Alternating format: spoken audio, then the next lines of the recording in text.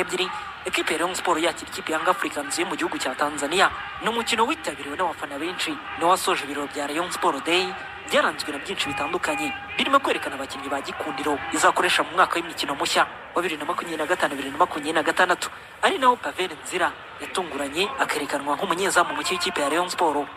Abakunzi ba Rayon Sport imigabo n'imigambi yari yose imbere yo gukina ikipe ya Africans. Young Africans yari ifite Djigui Diarra, Bakomezuzwa, Max Nzengeri ndetse n'abandi bakinnyi bashya ikipe yo mu gihugu cya Tanzania yamaze kugura. Ngo Yanga ntabwo tuje gukina umukino wa gishuti, tuje kugaragaza abakinnyi twaguze nk'ikipe ikomeye. Yanga nishobora kudutsinda kuri stade Amahoro, ikintu gikomeye yakora no kunganya na Rayon Sport. No kuvuga ngo nta muntu ubyina nabi mu rugo, nta mukirere ubyina nabi mu rugo. Aba bavandimwe baje kugira ngo badufashe kwizihiza ibirori byacu, ntabwo rero baje kugira ngo badukure muri mood y'ibirori byacu. Bivuze ngo rero haracuwambaye. Rayon Sport yari imbere y'abakunzi bayo yatangiye neza umukino bidatinze ku munota wa mbere yabonye igitego cya mbere cyatsinzwe na Azizi Andamwire washatse guha umupira umunyezamu we yawushikira umupira uruhukira mu ncundura.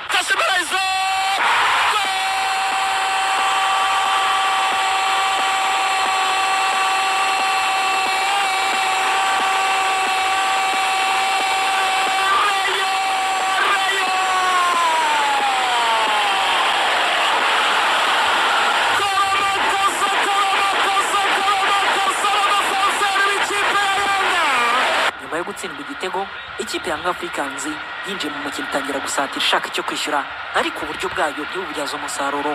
Ku munota 17 Rayon Sport yabonye amahirwe yo gutsinda igitego cya kabiri ku ishoti rikomeye ryatewe na Nshimiyimana Fabrice ku bw'amahirwe make rica ku ruhande y'izamu gato.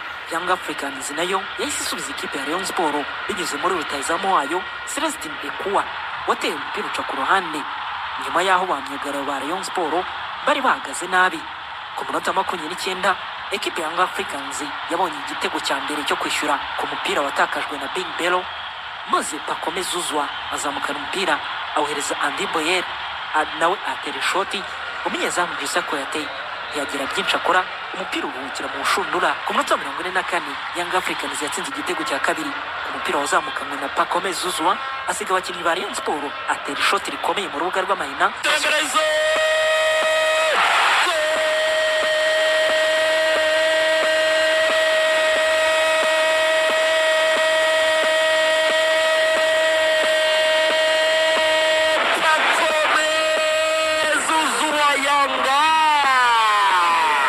Igice cya mbere cyarangiye ekipe ya Africans itsinze Rayon Sport ibitego biri kuri kimwe. Mu gice cya kabiri ikipe ya Rayon Sport yatangiranye impinduka. Cindy Paul Jesus na Tambwe Gloire binjira mu kibuga basimbura Rushema Chris na Fabrice Nshimiyimana. Nako byagenze kuri Young Africans. Andy Boyer, Dumbiane Ikuwa bavuye mu kibuga yinjiramo Kuma Chikona ndetse na Prince Dobe. Rayon Sport yagarukanye imbaraga muri iki gice cya kabiri itangira gushaka igitego cyo kwishyura harimo umupira Abedi Bigirimana yacenze abakinnyi ba Young Africans mu kibuga mo hagati. Aho umupira awasera Mobo wari wenyine imbere y'izamu ariko ananirwa kufunga neza umupira usubira mu bakinnyi b'ikipe ya Young Africans. Ku munota 84 Tambwe Gloire yateye umupira muremure mu izamu rya Young Africans ariko umupira ufatwa n'igiti cy'izamu. Ku munota wa kabiri w'inyongera mu minota 90 Young Africans yatsinze igitego cya gatatu umupira wari uvuye kuri koroneri kuri myugaro yo Bakari Mwamyeto Nondo awushyira ku mutwe uruhukira mu ncundura. Umunyezamu Byose yamenye ibyabaye. Zamure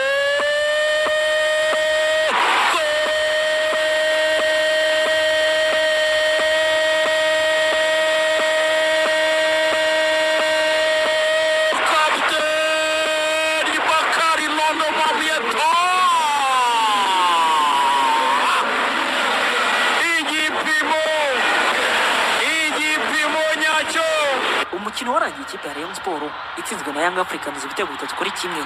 Ubu umukino wa gatanu inaniwe gutsinda mu mikino imaze gukina yitegura umwaka w'imikino mushya. Ikipe ya Young Africans yahise itwara igikombe cyateguwe na Rayon Sport.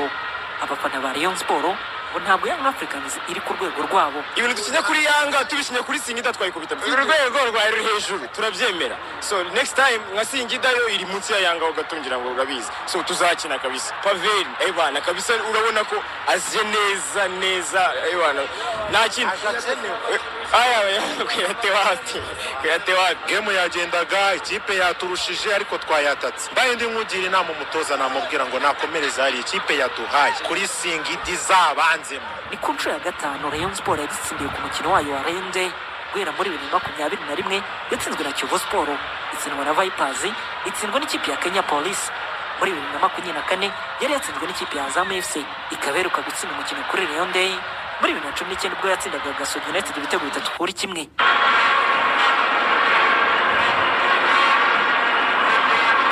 Aho hari kuwa gatanu gusa ku cyumweru nabwo byari ibirori muri Stade Amahoro. APRFC saa 9 yakira ikipe ya Dynamos, ari nabwo Yabaye yatangiraga. Abafana b'ikipe ya APRFC nubwo batari benshi muri Stade Amahoro, ariko nawe akanyamuneza kari kose. Icyizere kirahari cyane, ibitego 3 ndabikubwiye, ibitego 3 nibitaboneka ntago ndeva mpano. Ibitego 3, icya mbere ni Mamadusi, icya kabiri ni Ruboneka, icya gatatu akorodera babaye cyane. Icyizere nuko turi bakubitira mu gafuka. Rero ngurumva twatuje gufana ikipe yacu dukunda dukoza ku mutima, gomba rero gufana tukaba inyuma y'abakinyi bacu tukabereka yuko natwe duhari. Iminota 5 ya mbere y'umukino, umukino wakinirwaga cyane mu kibuga mo hagati, ariko amakipe komande zombi akanyuzamo gasatira biciye mu mpande. Umupira miremire yaterwaga na bamyugara w'amakipe komande zombi. Ku munota wa 7 bamyugara ikipe ya APRFC bakoze amakosa, maze rutayizamu ikipe ya Dynamos Idi Ismael abona umupira mwiza, ariko kubyaza umusaruro ibibazo bikomeye. Umukino warakomeje maze ukomeza gutuza. Ku munota 26 Ruboneka Jean Bosco yabonye uburyo imbere y'izamu, ariko ishoti umupira unyura hejuru gatoya y'izamu. Igice cya mbere kirangira amakipe yombi anganyije ubusa ku busa. Igice cya kabiri APRFC yaje irimo gukina neza, ndetse ku minota 49 Sheikh Jibril Watara afungura amazamu ku mpira wavuye kuri kufura yari itewe neza na Ruboneka Jean Bosco, maze umupira awutera mu izamu. Arayizamura Ruboneka,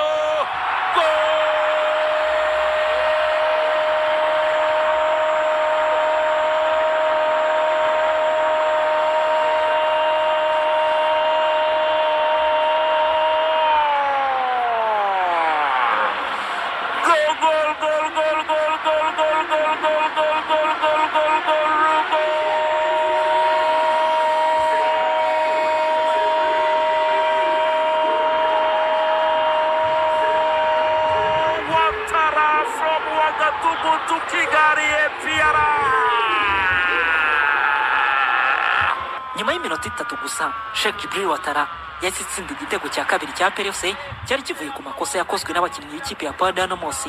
Batakaza umupira maze uyu munyaburukina Faso yihambura umuzinga w'ishoti atsinda igitego cya kabiri cy'ikipe ya APRFC. Katuraba bakora makosa imbere y'izamu.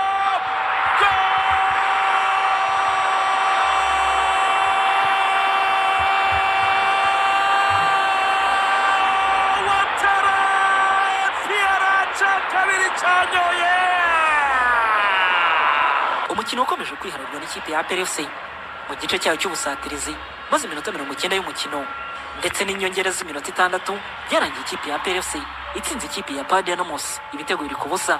Nyuma y'umukino abakunzi ba APRFC ngo kunguku niko babonye ikipe yabo. Gukina na champion ntago ari kimwe no gukina n'abavuye mu nzove mu mitego mu gishanga. Izuba ryaravuye ntibakiwe n'imiteza bazunguza yanga izibakubita kubera kugwirirana inzara. Baze tubatize ikamyo zizamura amazi. Eka da pyramide tuzayitsinda wo gutonora umuneke, no gutoneka bro yampaye nkawe. Abakinnyi kwazanye warababonye se barakupita sana. Oya, icyizere turagifite 100%. Dynamos ni ikipe nziza, namwe murabizi uburyo ikina. Dynamos kuba tuyigezeho nuko twabanje gukina n'ikipe zoroshye tukagenda tuzamuka gake gake tugahura na Dynamos, ariko urabona ko twaheretse umukino mwiza. Sheikh Jibril Watara watsinze ibitego 2 muri uyu mukino. Bikesha nyuma y'ibyo bari kubona mu kibuga ngo nuko bakomeje kwitegura neza. Nta kidasanzwe, umukino turimo kwitegura, abakinnyi bose biteguye neza kandi turakomeje gukora cyane no mu yandi marushanwa dufite.